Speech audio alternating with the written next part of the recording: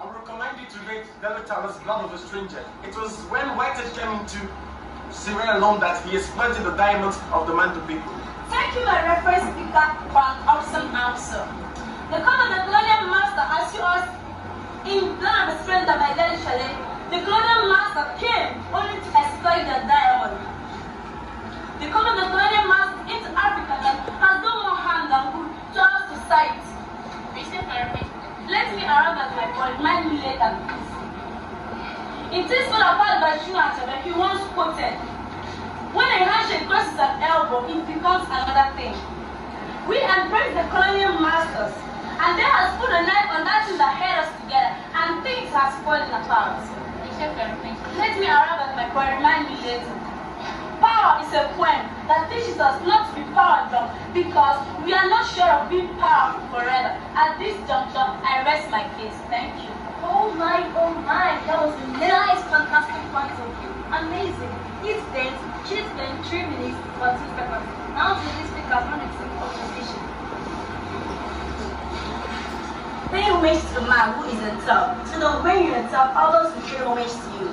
Standing on the already established protocol, I am yet to oppose the motion which states the tradition and culture of Africa, besides the Igbo people, is better than the coming of the colonial masters and Christianity. I spontaneously disagree with this motion. Colonialism, the colonial masters has impacted the African continent socially, economically, and politically, both negatively and positively. And some of these positive social and economic impacts include the introduction of Christianity. Just as the quote from one of Chinua Achebe's book, which says, "It is praiseworthy to be brave and fearless, but sometimes it is better to be a coward." You have to stand in the compound of a coward to point at the ruins of where a brave man used to live. A man who has never submitted to anything, will soon submit to the burial mat. The colonial masters introduced education by providing schools and also establishing schools. For example, please let me arrive at my point, remind me later. By also establishing schools which help the local people learn more about the culture and tradition, land and culture. Please, your chief speaker made mention of the introduction of religion into our land, bringing peace for us. But I want to remind you in Arrow of God by Chinua Achebe, it was the call of the colonial masters and their Christianity that brought the war among Umaro village and Open. Please, do you have any other reference to what she just said? That's a very nice speech too. But such a set out, you can go to Chinua Achebe's There Was a Country and check in the little title which is titled The Early Pioneers. There you can see to say about. Thank you. Thank you, my reference speaker. Also remember the quote from one of Chinua Achebe's which says, when an adult is in the house, the she-goat is not left to suffer the price of its prostitution on its teacher. The Europeans also provided weapons which help the Africans defend themselves from their enemies whenever they are being attacked, and this helped them feel more safer. Question for a reference speaker.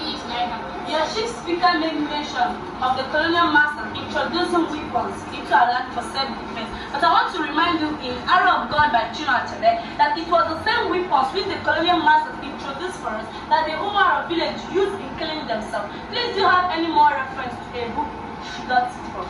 Yes, according to Chinua Achebe, things fell apart.